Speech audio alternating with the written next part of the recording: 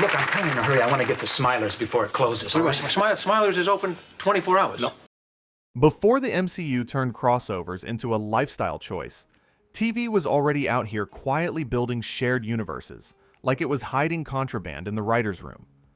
And the best part? A lot of these weren't flashy event movies.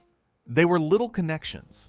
One character drops in, one spin-off splinters off, one special episode drags a cast into somebody else's living room, and suddenly you've got a whole ecosystem. And TV did it in the messiest, most hilarious way possible. Sometimes it was intentional. A network realizing, wait, if these shows share a world, we can promote all of them at once. Sometimes it was a creative flex, a producer treating prime time like a sandbox and moving characters around like action figures. And sometimes it was chaos, an accidental continuity knot that fans grabbed and pulled until it turned into a sweater the size of the entire medium of television. So today, we're counting down shared TV universes you probably didn't realize existed, long before the MCU made Phase 1 feel like normal conversation. These are connected worlds built through crossovers, spin-offs, backdoor pilots, and those wild moments where a character walks onto another show like they pay rent there. Some of these connections are wholesome. Some are ridiculous. One of them is so cursed that if you take it seriously, it might link a ridiculous amount of television into one giant shared reality. Buckle up. We're starting at 12 and going all the way to 1. 12. The Happy Days Galaxy. Let's kick this off with the most "how is this legally one universe" situation ever. The Happy Days Galaxy. On the surface, Happy Days is comfort food. It's Milwaukee. It's jukebox vibes. It's, hey, Fonzie is cool again. But the second you follow the spin-offs and crossovers, it becomes a wormhole that drags you into places no sensible sitcom should ever go. Because Happy Days doesn't just spawn one spin-off. It spawns an entire family tree. Laverne and Shirley spins out of it and becomes its own mega hit with its own tone, its own characters, its own identity. Then, you've got Joni Loves Chachi, which is basically the universe going, what if we just kept splitting the atom until the atom begged us to stop? And then, the alien shows up. Robin Williams appears as Mork on Happy Days, an actual alien character, leading directly to Mork and Mindy, which means this very cozy, very grounded sitcom continuity now includes outer space technology, interplanetary travel, and the fact that an alien once wandered into the same reality as the Fonz. So yes, by shared universe logic, Happy Days is connected to a sci-fi sitcom about an alien who studies humans. Which means the Happy Days world isn't just a nostalgic sitcom world. It's a sitcom world where the weirdest possible thing can happen, and then it just becomes canon. And that's the perfect tone setter for this entire list. TV was doing shared universes before it was cool, and doing it with the confidence of someone making it up as they go. 11. The Golden Girls Miami-verse. If Happy Days is the spin-off explosion universe, the Golden Girls is the NBC looked around and said, let's make Miami a cinematic universe. Because it's not just the Golden Girls living their best lives in Miami. It's the Golden Girls sharing a world with other sitcoms that orbit them in a way that feels surprisingly coordinated for the pre-MCU era. The key is the web that forms between the Golden Girls, Empty Nest, and Nurses. You've got shared settings and shared characters showing up across these shows like it's the most normal thing in the world. And then NBC basically leans into it and goes full crossover mode with a connected event that stitches them together. This is the kind of shared universe that's sneaky because it doesn't scream, look, it's the same world. It just quietly behaves like the same neighborhood, the same community, the same network ecosystem where people plausibly bump into each other. Like, of course the characters from that show would know the characters from this show. They're in the same town, dealing with the same chaos, and apparently sharing the same weather patterns. And that's why it works. It doesn't feel like an advertising stunt.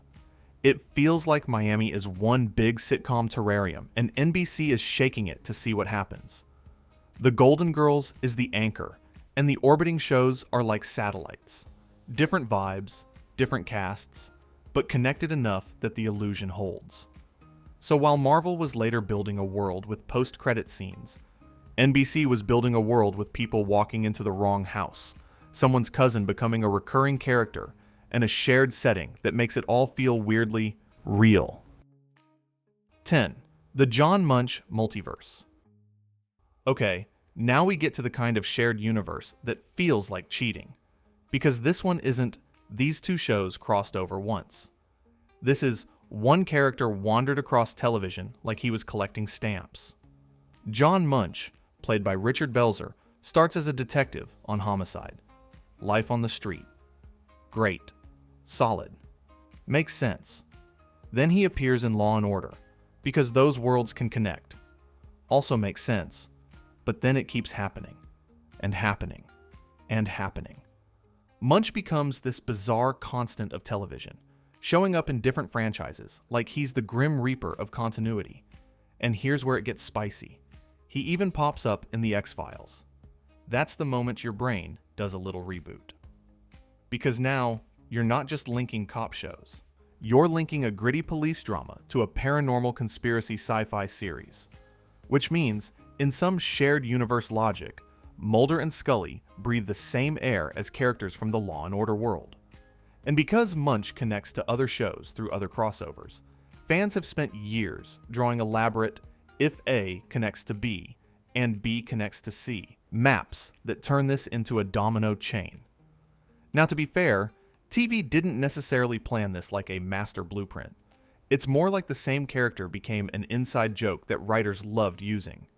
But in a world where shared universes are built on recurring faces and consistent canon, Munch becomes a living crossover device. It's like Marvel making Nick Fury show up everywhere. Except TV did it without the budget, without the marketing, and without the polite warning that you were about to enter Phase 2. Munch just appears. He says something cynical. He connects your favorite show to 5 other shows, whether you asked for it or not. And then he leaves. And once you realize that's possible, you start side-eyeing every cameo in television history, like it's a secret portal. 9. The Mad About You, Seinfeld, Friends New York wormhole. If you watched NBC in the 90s, there's a strong chance you were unknowingly living inside a shared universe already. Because Mad About You isn't just a sitcom about a couple in New York. It's also a weird little hub that brushes up against other massive shows in ways that feel almost too perfect. The most famous connection is the Kramer thing. In Mad About You, there's a storyline that implies Paul Buchman once sublet an apartment to Kramer, which is the most on-brand explanation for Kramer's entire existence ever. It's not Kramer is mysterious. It's Kramer is the kind of guy who absolutely had a weird sublet arrangement with a guy from another sitcom. But Mad About You also has the Ursula connection, which is where it gets extra fun. Ursula is a character on Mad About You. And if you're hearing alarm bells, yes, that's because Friends also has Ursula. Same character name, same actress, and that little overlap became one of those pop culture continuity knots people love to tug on. So now, you've got this implied NBC sitcom ecosystem, where characters can drift between shows like they all live in the same city. Because they do. It's not a multiverse. It's New York. It's crowded. You're going to bump into people. Sometimes, those people are famous sitcom characters. And this is exactly the kind of shared universe that feels more believable than big franchise spectacle. It's not a portal opens. It's, oh my god, my weird neighbor used to live in your apartment. It's, wait, you know that waitress? It's small, casual, and therefore it sticks in your head. The MCU later turned crossovers into fireworks. NBC was doing it like gossip. And honestly, that's kind of more dangerous, because it makes you feel like the whole city is connected, even when nobody is standing there explaining it to you. 8. JAG to NCIS, the backdoor pilot that built an empire. Here's a shared universe origin story that's basically the TV version of finding out your favorite band started as someone else's opening act. NCIS didn't just appear fully formed as a powerhouse franchise. It was born inside JAG. Specifically, through a backdoor pilot. Those magical episodes where a show suddenly introduces a brand new set of characters, a brand new premise, and then just stares at the audience like, "So, you like these guys?" And the audacity is, we did like them. The JAG episodes that launch NCIS feel like a controlled experiment. You're watching one show, and suddenly you're being handed a different show. Different energy. Different pacing. Different vibe. It's like the universe briefly shifts, and if you squint, you can see the future franchise machine warming up in the background. This is pre-MCU shared universe building at its most practical. It's not just these worlds connect. It's we're using this existing world as a launch pad. It's the network going, we already have an audience in this universe. Let's expand it. And once NCIS exists, it doesn't just stay one show. It becomes its own gravitational center with spin-offs and regional versions, and a brand identity that's bigger than the original parent series ever was. That's the wild part. Sometimes the spin-off doesn't just survive, it eclipses the mothership. So, when people talk about Marvel-style universe building, this is the TV blueprint. Plant the seed in a familiar place. Make the audience comfortable. Then let the new property take off with enough momentum to become its own world. JAG walked so NCIS could sprint for 20 seasons and a million franchise cousins. 7. The David E. Kelley Legal Verse. Now let's talk about a man who treated television like a shared sandbox, David E. Kelley.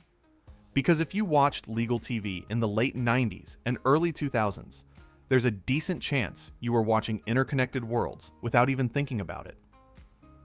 The Practice and Ally McBeal shared DNA, tone, and, most importantly, crossover energy.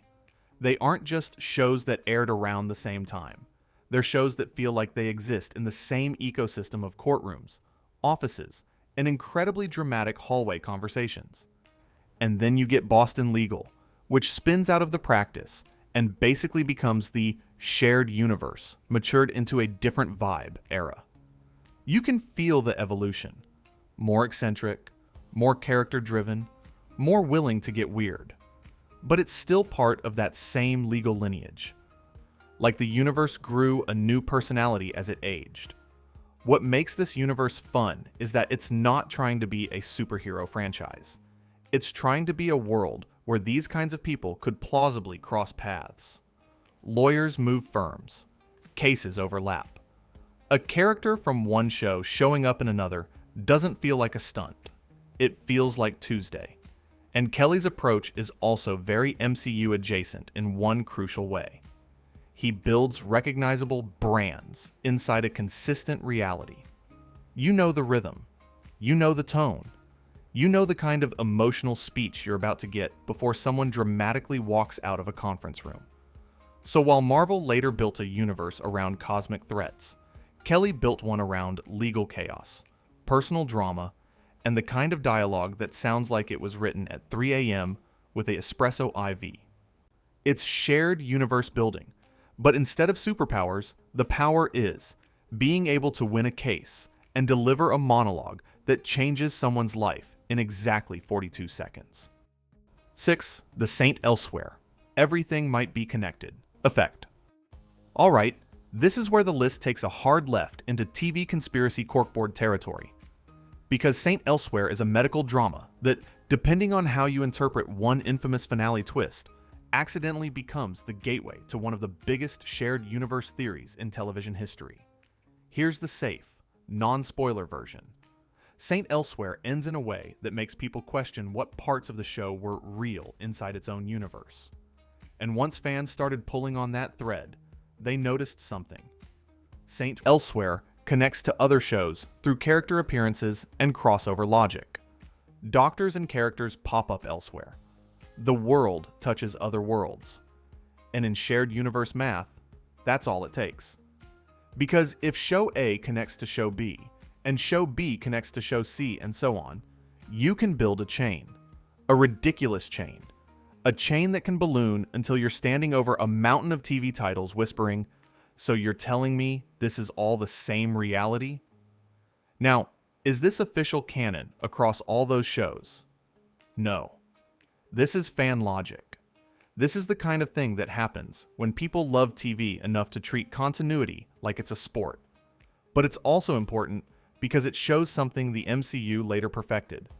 Once you give audiences a connecting thread, they will weave it into a tapestry, even if you only handed them a loose string. Saint Elsewhere becomes the symbol of that phenomenon. Not because the writers intended to create a mega universe, but because the conditions were there. Crossovers existed, shared characters existed, and fans realized the math could get out of hand fast. So this entry isn't a shared universe in the clean franchise sense. It's the warning label. Shared universes spread, and once they do, you can't control where they end up. 5. Star Trek, the original shared continuity machine. Before phases, before sagas, before post-credit scenes trained us like Pavlov's audience, Star Trek was already doing something that looks extremely modern in hindsight. Long-running shared continuity across multiple series and films, all living inside one big, consistent world. And what makes Star Trek so crucial to this conversation is that it didn't just do spin-offs. It did a living, evolving canon. Different crews, different eras, different vibes, but still one shared reality with rules, history, and consequences that carried forward. It trained audiences to care about timeline, lore, politics, species, technology, and the idea that what happens in one corner of the universe can ripple out to the rest of it. That's not just a shared universe. That's world building. It's also one of the earliest examples of franchise discipline. You can argue about retcons and continuity hiccups, sure, but the intent is there. This world matters, and it's big enough to support multiple ongoing stories. And the MCU owes a lot to this model. Not in style, Star Trek isn't quippy superheroes punching CGI clouds, but in the philosophy. Give the audience a coherent universe, reward them for remembering details, and expand the sandbox when the original story outgrows its initial boundaries. Star Trek made it normal to follow a story across decades, across formats, across casts. It made the audience feel like they were living inside a persistent reality rather than tuning into a random weekly episode that resets every time. So when we talk about shared universes before the MCU, Star Trek is like the elder statesman sitting calmly in the corner, sipping coffee, watching everyone else reinvent a trick it's been pulling since long before it was fashionable. 4. Stargate, from one movie to a whole TV galaxy. Stargate is one of the cleanest pre-MCU expansion stories TV ever pulled off because it starts as a movie and then turns into a sprawling television universe with spin-offs and interconnected storylines that feel shockingly modern. The original Stargate film sets up the concept: ancient tech, sci-fi mystery, portal travel, and a mythology that feels like it could expand forever. And TV looks at that and goes, "Yes, we will take that forever. Thank you." Enter Stargate SG-1, which doesn't just adapt the idea, it builds on it. It establishes ongoing lore, recurring villains, evolving relationships, and a sense that the universe is growing episode by episode. Then, Stargate Atlantis comes along. And now you've got the same world branching into parallel story lanes with shared history, overlapping technology, and the kind of continuity that makes fans feel rewarded for paying attention. And that's the MCU style ingredient right there: narrative accumulation. The idea that what you saw earlier matters later. The idea that this world has a memory. What's fun about Stargate is how it balances the monster of the week accessibility with the bigger story momentum. You can drop in and enjoy the ride, but if you stick around, You realize you're watching a universe being built in real time. It's also a reminder that shared universe doesn't need to mean crossovers for marketing.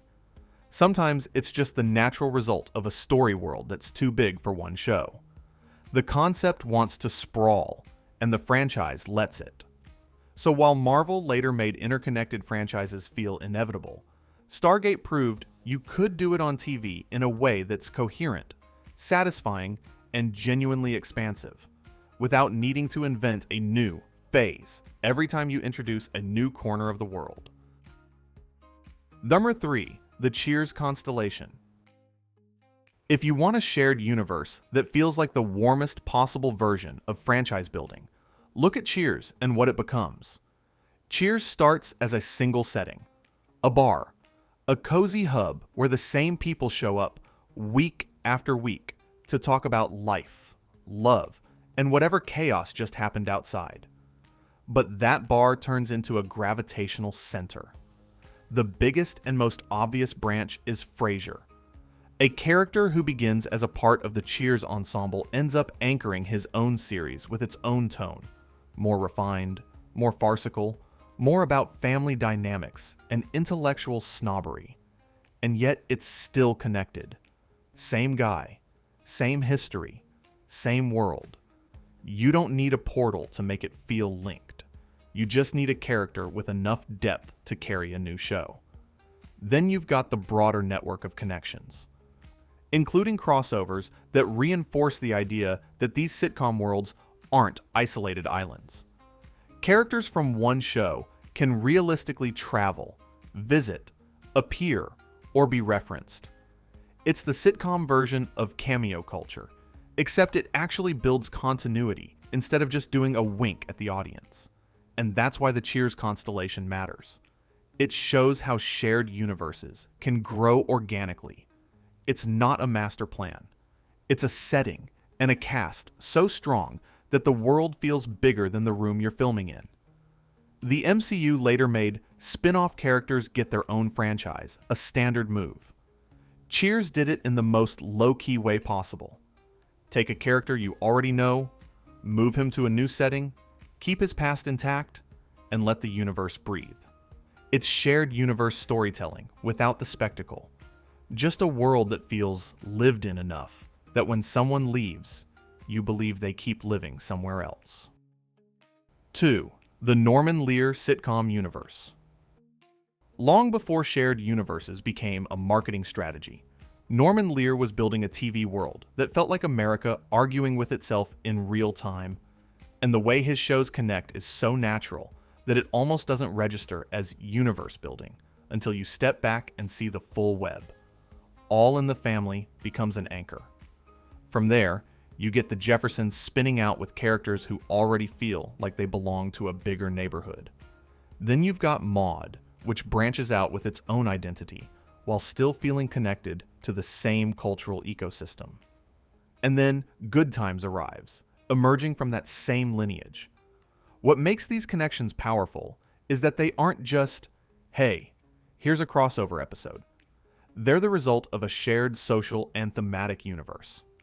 These shows are wrestling with the same real-world issues: class, race, politics, changing norms, through different households and perspectives.